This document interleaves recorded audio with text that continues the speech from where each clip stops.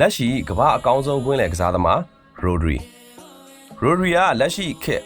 ယနေ့ခေတ်ရဲ့ကမ္ဘာအကောင်းဆုံးကွင်းလယ်ကစားသမားဖြစ်နေစေဒါကိုကျွန်တော်တို့တွေဒီနှစ်ကမ္ဘာဖလားမှာကောင်းကောင်းကြီးတွေ့မြင်ခဲ့ရတယ်လက်မခံလို့လည်းမရဘူးသူပြသသွားတဲ့ခြေစွမ်းစပိန်သင်းကိုသူဥဆောင်သွားနိုင်စွမ်းပြီးတော့သူပါဝင်တဲ့စပိန်သင်းရဲ့ကွင်းလယ်ဟာပြိုင်ဘက်တိုင်းရဲ့ကွင်းလယ်ကိုစပယ်ကြီးမွေတကောင်လိုမျိုးအပိုင်ချုပ်ပြီးကစားသွားနိုင်အောင်သူ့အနေနဲ့စပိန်သင်းပေါ်ဘယ်လောက်ထိအကျိုးပြုခဲ့လဲဆိုတာကိုကျွန်တော်တို့တွေ့မြင်ခဲ့ရတယ်ဒီပြိုင်ပွဲမစခင်ထိမန်စီးတီးရဲ့နှစ်ဆက်အခြေအနေမှာရိုဒရီယာဒဏ်ရာပြဿနာတွေနဲ့အတူသူ့ရဲ့ကြန့်ခိုင်မှုကြောင့်ရိုဒရီကျသွားပြီလားရိုဒရီက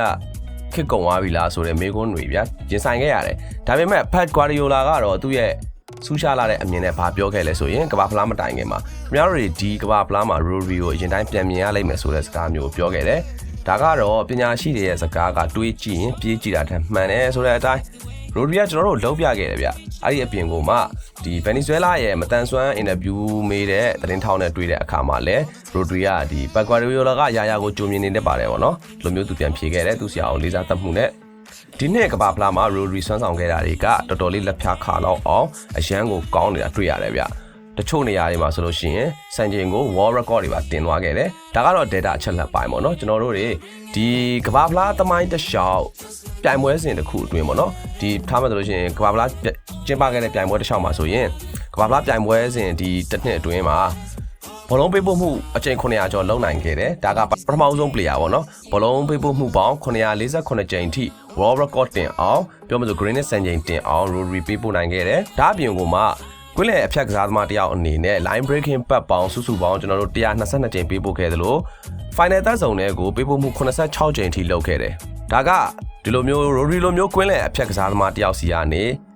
မျှော်လင့်ထားတာထက်ပိုပြီးရခဲ့တဲ့တိုက်စစ်ကစားပုံပေါ့ဗျာကျွန်တော်တို့နောက်ထပ် Rodri စီကနေဘာတွေရခဲ့လဲဆိုရင်ကွင်းလယ်အဖြတ်မှာဆိုလို့ရှိရင်လည်းတစ်ဖက်အသင်းကကျွံလာမဲ့တိုက်စစ်လမ်းကြောင်းတွေအကုန်လုံးကိုကြိုတင်တွက်ဆပြီးတော့တသားရထိန်းချုပ်ခဲ့တယ်ဘောလုံးကင်ထားတဲ့အချိန်မျိုးမှာတန်ဖိုးချဖို့လိုအပ်လာခဲ့ရင်အဲ့လို pass တွေနဲ့ short pass လေးတွေနဲ့ဟိုဘက်ပေးလိုက်ဒီဘက်ပေးလိုက်ဘောလုံးပြန်လက်ခံလိုက် positional awareness ယူပြီးတော့တန်ဖိုးချနိုင်တယ်လို့မျိုးဘောလုံးကို6လောက်ထဲမှာကင်ထားပြီးဝင်လာသမျှ pressing အားလုံးကို resistance ကောင်းကောင်းနဲ့လှည့်ထွက်နိုင်စွမ်းနေ360 degree ပေးပို့မှုအလန်းစားတွေအပြင်ပွဲလုံးကို scan ဖတ်နိုင်စွမ်းနေရအစ Rodri စီမှာပြည့်စုံရှိနေတယ်။ညှောက်စားပြီးပြောရမယ်ဆိုလို့ရှိရင်တော့ Rodri ကလက်ရှိချိန် Rodri ကကျွန်တော်တို့တစ်ချိန်လုံးကဘာစီလိုနာနဲ့စပိန်သင်း prime ကာလာမှာခြေစွမ်းပြခဲ့ကြတဲ့ Busquets နဲ့ Xavi အတွဲနှစ်ယောက်ပေါင်းထားတဲ့ player လို့တော့ကျွန်တော်ပြောချင်ပါတယ်ဗျ။လက်ရှိမှာ